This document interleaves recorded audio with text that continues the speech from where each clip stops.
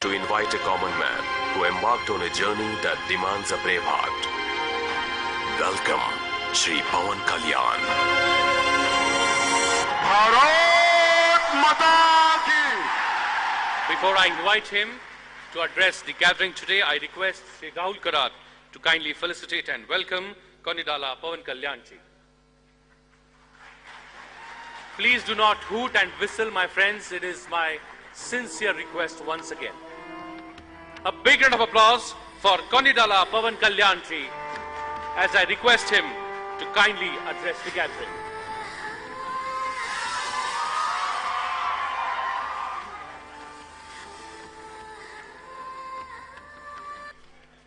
Please, it's my sincere request. I'm going to request Konidala Pawan Kalyan ji to request him not to scream and shout. Please, thank you. As I'm used to 2 hour speeches minimum, I request Master of Ceremony to remind me once my time is finishes. For me, as you all came from different parts of India, and who I am, and ambitious, want to serve the nation, I would like to share my experiences as the way how I established the party, and I think my experiences might give you a different kind of insight.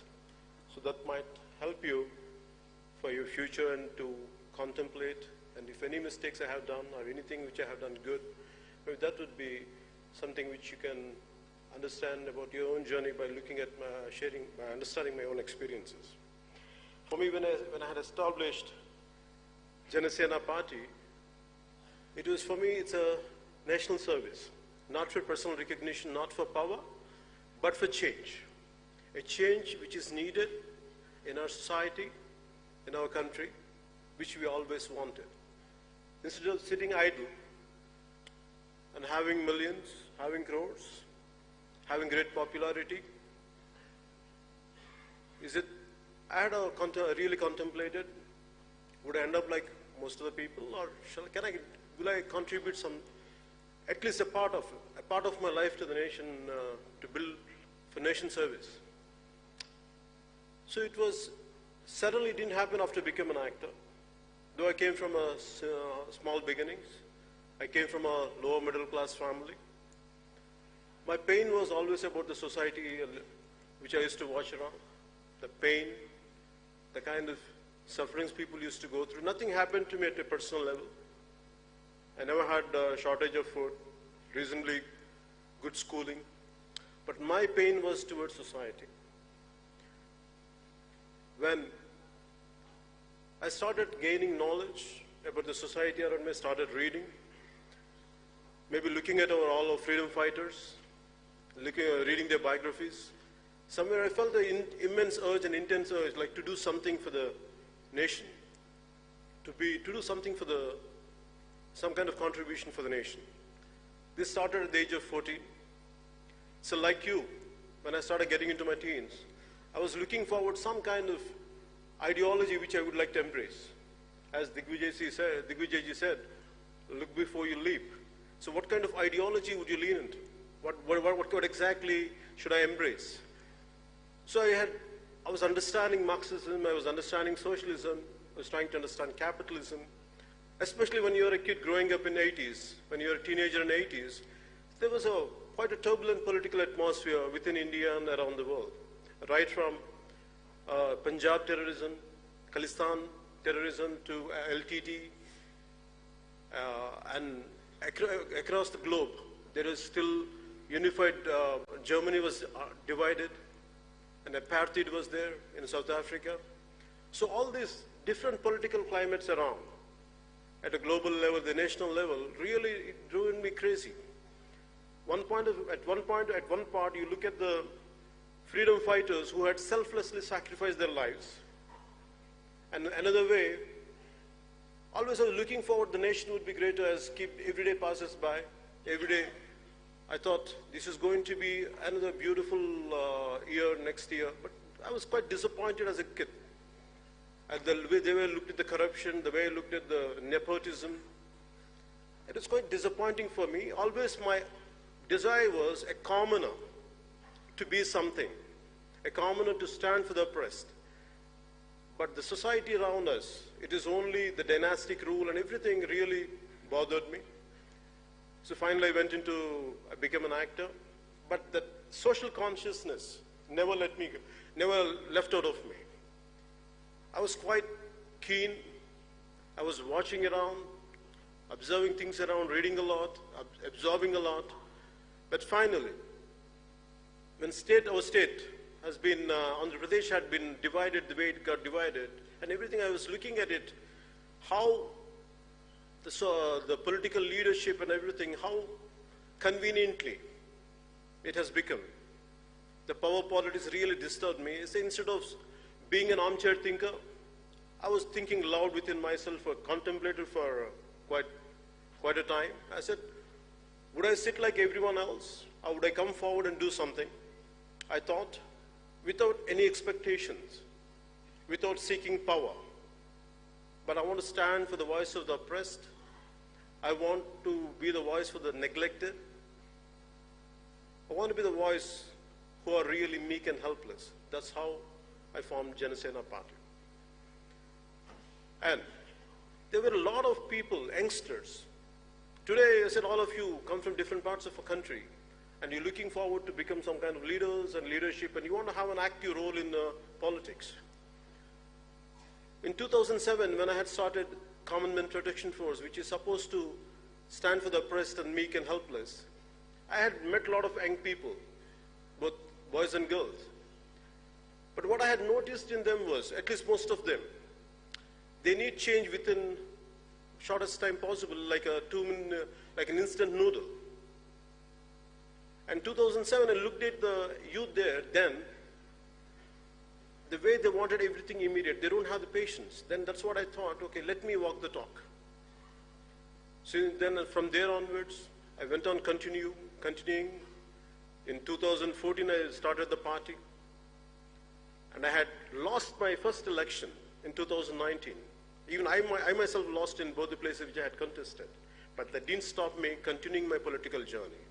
Because when I had started, so what must have made me to be here? What must have made me to continue it is not for personal recognition. There is no ego in defeat. If you really love this nation, if you really care for our motherland, if you really care for the meek and helpless, nothing deters you. A defeat of any kind of defeat, nothing, it does not deter you. And my commitment for my nation came from our predecessors, our freedom fighters, looking at the sacrifice of Bhagat Singh at the age of 23. At the age of 23, some people around in this period, at this times, maybe they're going for hotel and pubs and partying. But at the age of 23, Bhagat Singh, he sacrificed himself to wake up the nation for the generations to come. And that kind of Bhagat Singh is inspiration to me. And so in spite of my failure as a political party to get into the Sansad, but what made me to continue is, we are able to help. Being a party, we just had got one seat, still we are able to help people. Very recently, I would like to share a case with you.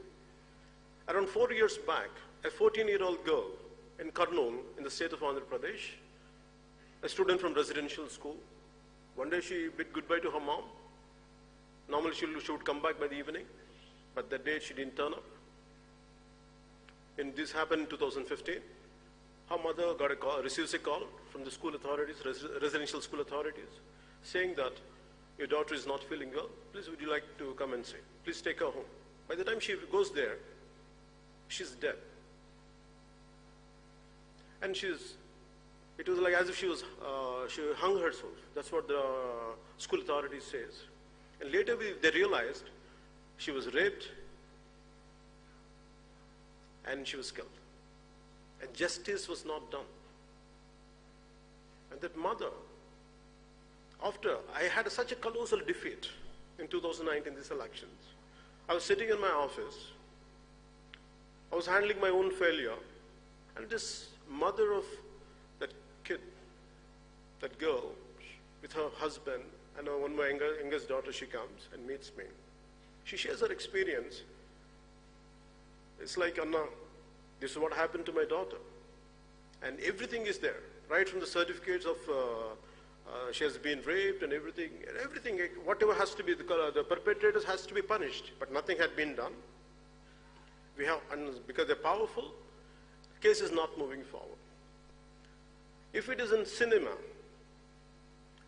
it is like, it's quite a dramatic scene. You go, do justice in 2-3 minutes and come out, and you get money for that. But in real life, I felt so helpless, so painful to look at a wailing mother who lost her daughter.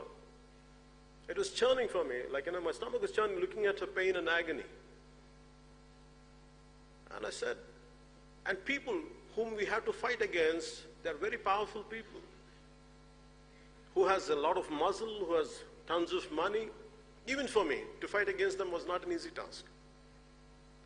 I told her, okay, I'll look into it. I don't know how to take it forward. Then I went ahead, slowly in 2-3 months, we gathered we gained some strength, we started addressing, and now finally a week back, we did a huge protest rally in our hometown called Kurnool, and we got the state government to make sure the case will be taken by CBI, and where the state government, for all these years, the previous regime neglected and the current regime neglected for a while. Now it cannot be. They could not do it anymore. You know why? It's because if we are committed, if I would have needed a seat, if I would have wanted to be a Rajya Sabha member, if I wanted to be a parliamentarian, if I wanted to be an assembly, things would have been different. But my purpose here is to stand for the people who are oppressed and helpless. And as long as I'm committed to it, I'm fine even if I lose multiple times. But I will stand for this nation, I'll stand for the weak and weak. So as you all are maybe looking forward to gain something, paying 1,000 rupees to be here in this kind of seminar for 4 days, truly I have to appreciate you and truly applaud you for your commitment and for coming all the way from different parts of India. And I appreciate Rahulji to initiate all this in School of MIT of especially for such an eminent institution to take forward this kind of seminars, which would really help people. It's not just people who are within this auditorium, pan-India, who are looking at this seminar, they really get inspired and influenced, and I truly appreciate you for your patience. And the only thing I would like to share with only just a few more things.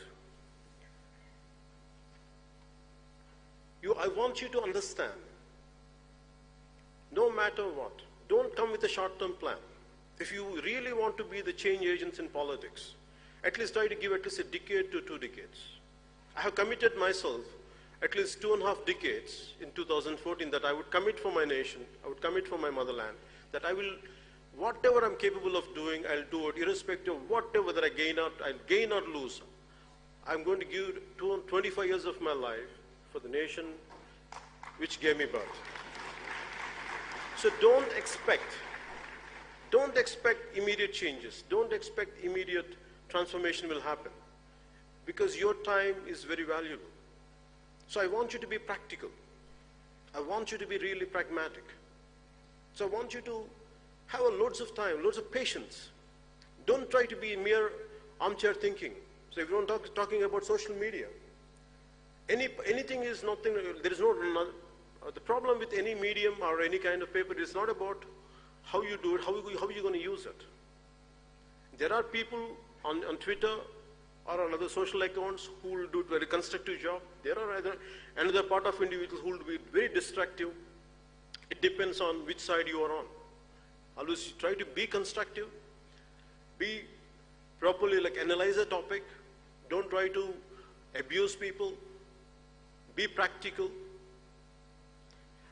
And regarding the time, I want you to understand, give enough time for yourself. Don't try to be, by the time you're almost been early 20s, at least You have to give yourself at least 10 to 15 years to see a little change, a glimmer of hope. Just a little light to be seen on the other edge. You yourself at least 10 to 15 years time. Don't expect immediate results. It is not an instant noodle to see results.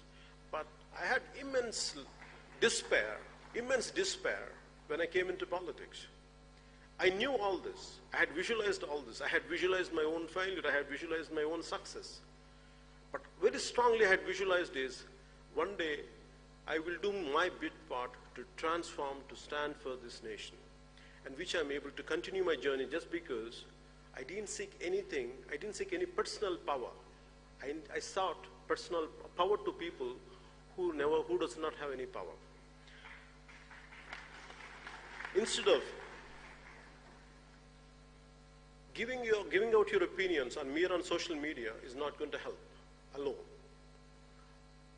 You should come out in open. You should practically, you should do some political action.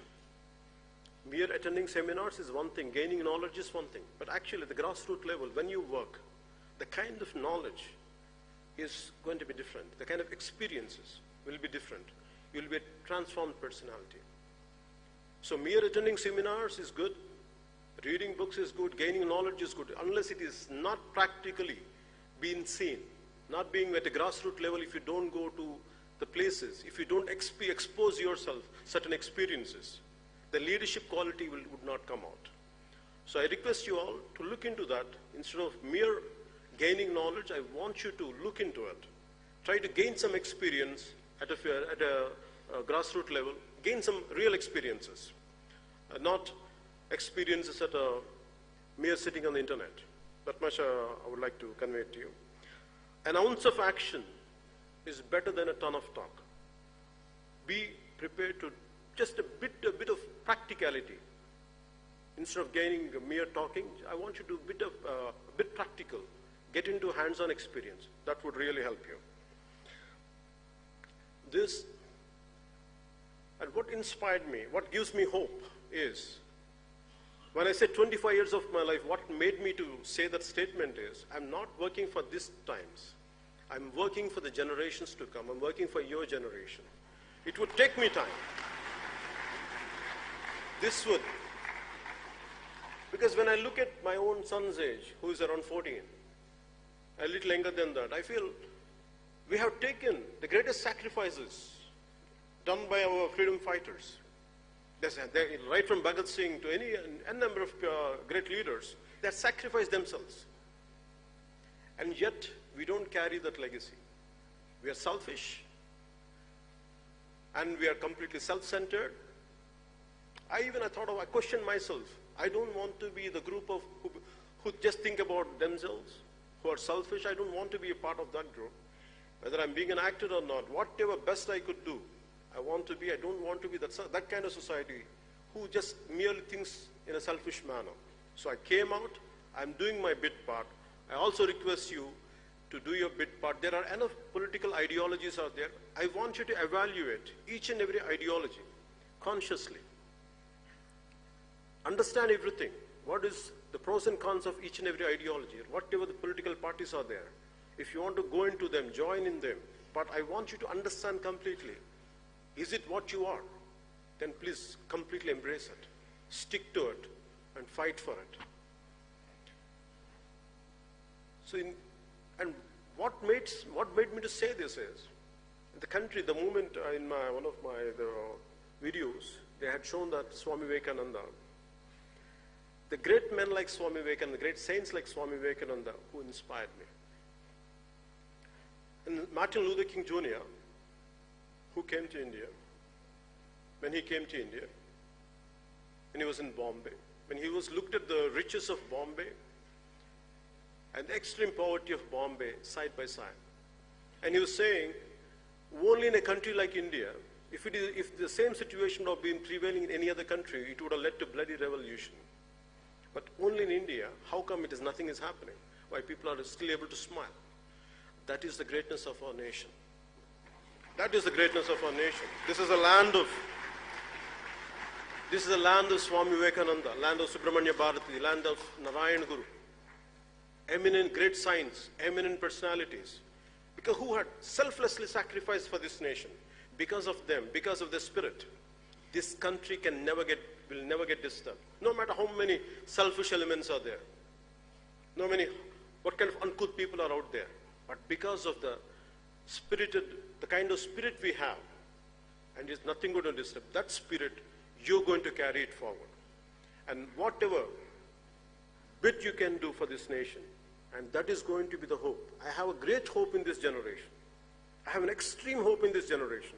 Paying 1,000 rupees to be all the way from here, all the way to Delhi, to listen to this kind of talks from different individuals, eminent individuals, that shows this country is going towards greatness.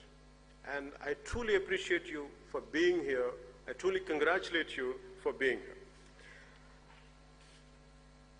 And I would like to end there with this small verse of poetry in Telugu.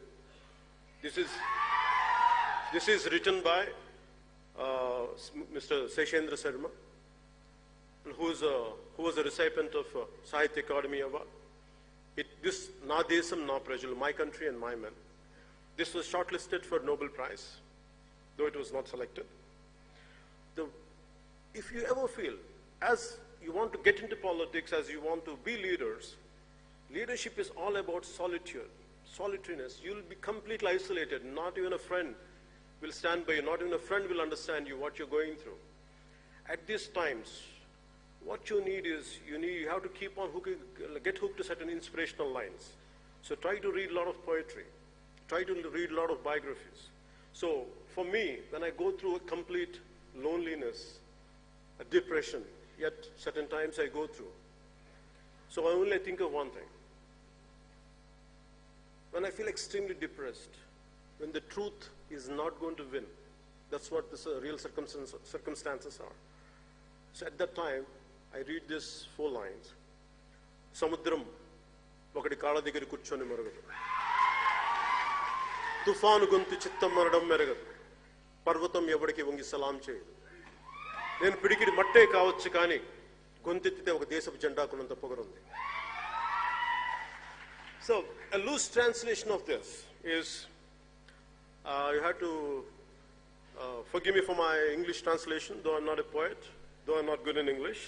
But I prefer it's a loose translation of what I said right now. A deep ocean will never bark at one's feet. A twisting tornado's voice will never say, "Yes, master." A mighty mountain will never bend and bow. Maybe I'm a handful of dust, but if I raise my voice, it will reflect the pride of our national flag.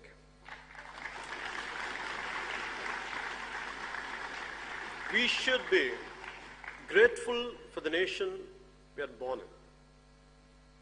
And be patriotic, be accountable, be responsible for your actions. And this country, we are of different ethnic groups, different linguistic backgrounds, different cultural backgrounds, yet always this country amazes me. We come from different backgrounds, different linguistic barriers, cultural barriers, yet we feel as one. We feel as one India. We feel as one nation. That is the greatness of this nation. No matter how many foreign forces would try to come and divide us, we will stand as one, we will be united as one. So, thank you for giving me this opportunity, and I'm grateful to you for listening to me. And normally I end up my speeches with Bharat Mata Ki Jai. I would be grateful if you say Bharat Mata Ki Jai. I thank you. And Jai Hind and Bharat Mata Ki Jai. Jai Hind.